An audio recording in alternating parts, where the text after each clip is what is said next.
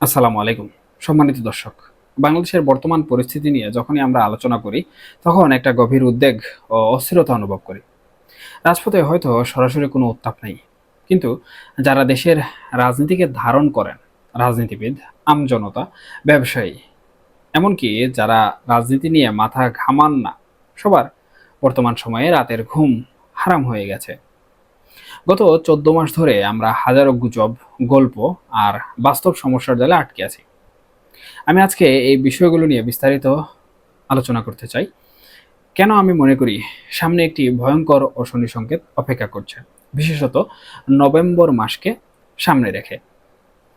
প্রথমেই আসি অর্থনীতির কথায়। দেশের অর্থনীতি আজ চরম দুর্বল। ব্যবসা বাণিজ্য নেই, নতুন বিনিয়োগ প্রায় শূন্যের কোঠায়। আমাদের প্রধান আয়ের উৎস পোশাক শিল্প কারখানাগুলো পর্যাপ্ত বিদ্যুৎ বা গ্যাসের সরবরাহ পাচ্ছে না। এর মধ্যে নতুন করে দেখা দিয়েছে চট্টগ্রাম বন্দরের মাশুল বহুগুণ বাড়িয়ে দেওয়ার সিদ্ধান্ত, যা আমদানি ও রপ্তানিকারকদের জন্য বিশাল বোঝা। আবার শোনা যাচ্ছে বন্দরটি বিদেশিদের হাতে তুলে দেওয়া হতে পারে। এই দুর্বল অর্থনৈতিক অবস্থায় যখন আমদানি রপ্তানির ব্যয় বেড়ে যায়, তখন বিদেশি ক্রেতারা নিশ্চিতভাবে মুখ ফিরিয়ে নেবে, এটাই স্বাভাবিক। তারা জানতে চাইছেন দেশের অবস্থা কি, ভবিষ্যতে কারা ক্ষমতায় আসবে এবং দেশ কিভাবে চলবে। এই অনিশ্চয়তা গোটা অর্থনীতিকে পঙ্গু করে দিচ্ছে। যারা রাজনীতির সঙ্গে সরাসরি যুক্ত নন, এই অর্থনৈতিক টানা পূরণ তাদের জীবনকেও অনেকটাই গ্রাস করে ফেলেছে। এরপর যদি আমরা প্রশাসনের দিকে তাকাই, দেখব সেখানেও চরম বিশৃঙ্খলা। তৃণমূল থেকে শুরু করে উচ্চমহল পর্যন্ত একটা ফ্রাস্ট্রেশন চলছে। ইউনিয়ন পরিষদের চেয়ারম্যান না থাকায় গ্রামের মানুষের ট্রেড লাইসেন্স বা জন্ম নিবন্ধনের মতো অতি সাধারণ কাজগুলোর মধ্যেও ভোগান্তির গুঞ্জন শোনা যাচ্ছে। পুলিশ প্রশাসনে অস্থিরতা চলছে, যার মূল কারণ রাজনৈতিক চাপ।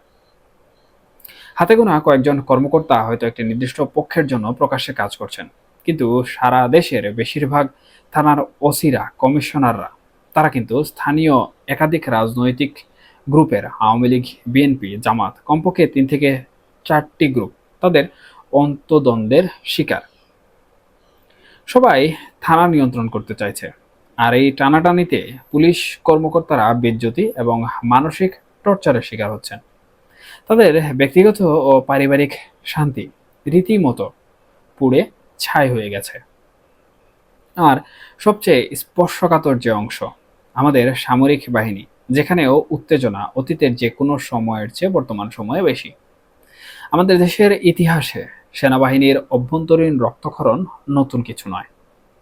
75-এর 15 আগস্টের পর থেকে শুরু করে জিয়াউর রহমান, এরশাদের শাসনামলের মার্শাল ল, কুটে কত মানুষের জীবন গেছে, কতজনের চাকরি গেছে, তার হিসাব অন্য কোনো সিভিল সার্ভিসে নেই। এখন প্রায় 2.5 লাখের বিশাল এই বাহিনীতে স্বাভাবিকভাবেই দেশীয় রাজনীতির বিষ পাম্প ঢুকে পড়েছে। আওয়ামী লীগ, বিএনপি, জামাত, এমনকি আন্তর্জাতিক শক্তির সমর্থক গ্রুপও ভেতরে সক্রিয়। গত 14 মাস ধরে সেনাবাহিনী দেশের স্থিতিশীলতা বজায় রাখতে গিয়ে ক্যান্টনমেন্টের বাইরে চরম শারীরিক ও মানসিক চাপের মধ্যে রয়েছে। চৈত্রের গরমে ভারী বুট, পোশাক আর 30-40 কেজির অস্ত্র নিয়ে ঘন্টার পর ঘন্টা ডিউটি করা, এরপর তাঁবুতে থাকা, এই একটানা ডিউটি তাদের চরম ক্লান্ত ও স্পর্শকাতর করে তুলেছে। সামান্য উস্কানি বা ছোট কোনো বিরোধ এখন যে কোনো সময় বড় ধরনের গোলযোগের সৃষ্টি করতে পারে। আর ঠিক এই সময়ে ইতিহাসের এক বিশেষ মাস আমাদের সামনে আসছে, নভেম্বর।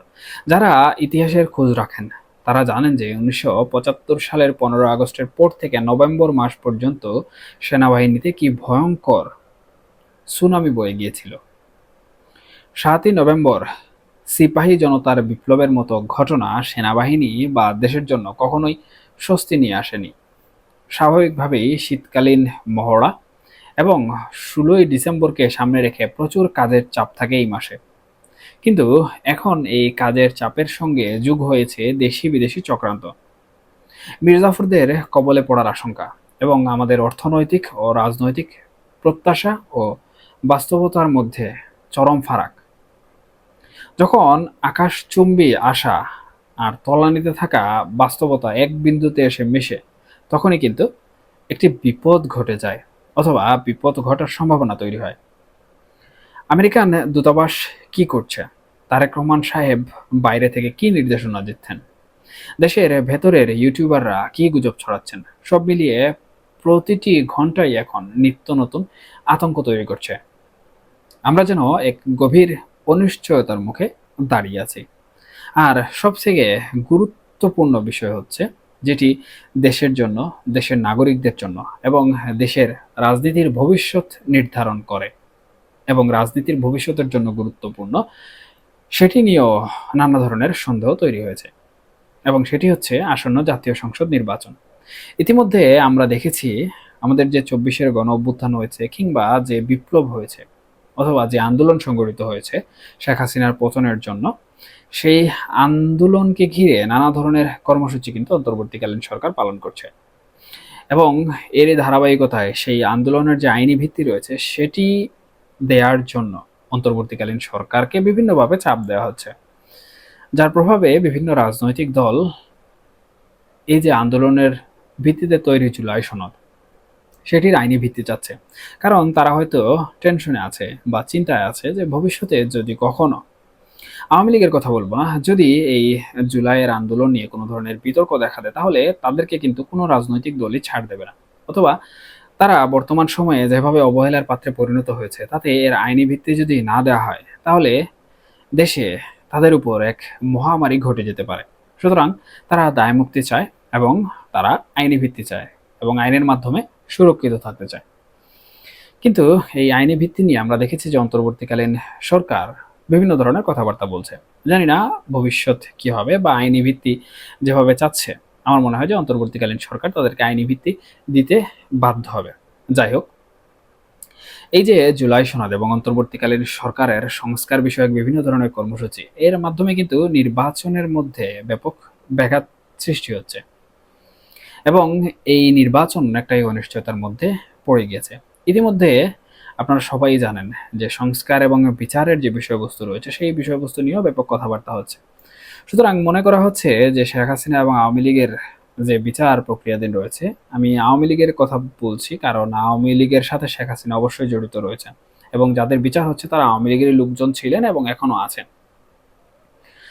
যদি শেখ হাসিনা এবং যারাই আছেন আওয়ামী লীগের লোকজন, তাদের যদি একটি রায় হয়ে যায় বড় ধরনের, যেমন ধরুন ফাঁসির রায় হলো, মৃত্যুদণ্ডের রায় হলো, তাহলে কিন্তু এই নভেম্বর মাসেই এই যে আওয়ামী লীগ রয়েছে তারা কিন্তু এর প্রতিবাদ অবশ্যই করবে এবং এই প্রতিবাদ করতে গিয়ে হয়তোবা তারা মাঠে নামতে পারে এবং ব্যাপকভাবে মাঠে নামতে পারে। অথবা তারা যদি মাঠে নামে, তাহলেও কিন্তু সামাজিক যোগাযোগ মাধ্যমগুলোতে তাদের একটি অবস্থান থাকবে।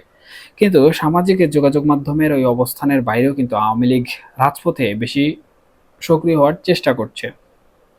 সুতরাং অনেকেই ধারণা করছেন যে নভেম্বর মাসকে ঘিরে হয়তোবা আওয়ামী লীগ এই বিচারকে কেন্দ্র করে মাঠে নামার একটি প্রস্তুতি নিচ্ছে এবং আইন শৃঙ্খলা বাহিনী যারা রয়েছেন তারাও কিন্তু এমনটাই কথাবার্তা বলছেন।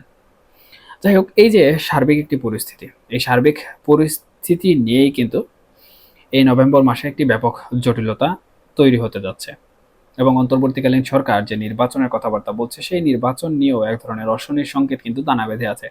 দেখা যাক এখন ক্যান্টনমেন্টে কি হয়, আমাদের দেশের রাজনীতিতে কি হয়, আসন্ন জাতীয় সংসদ নির্বাচনকে ঘিরে কি হয়, এবং যারা জুলাই সনদের আইনি ভিত্তি নিয়ে বিভিন্ন ধরনের কথাবার্তা বলছেন এবং এই জুলাই আন্দোলনের মাধ্যমে যারা বাংলাদেশের রাজনীতিতে প্রভাব খাটাচ্ছেন, আধিপত্য দেখাচ্ছেন, তাদের আসলে কি ঘটে এবং তাদের দাবি দেওয়া আসলে কোন দিকে যায়। তবে বাংলাদেশের অর্থনীতির যে খাত রয়েছে, সেই অর্থনৈতিক খাতে নজর দেওয়া আমি মনে করি অন্তর্বর্তীকালীন সরকারের জন্য সবথেকে বেশি গুরুত্বপূর্ণ। কারণ এটি ভঙ্গুর হয়ে গেলে কিন্তু বাংলাদেশের ভবিষ্যৎ, সেই ভবিষ্যৎ ব্যাপকভাবে হুমকির মুখে পড়ে যাবে।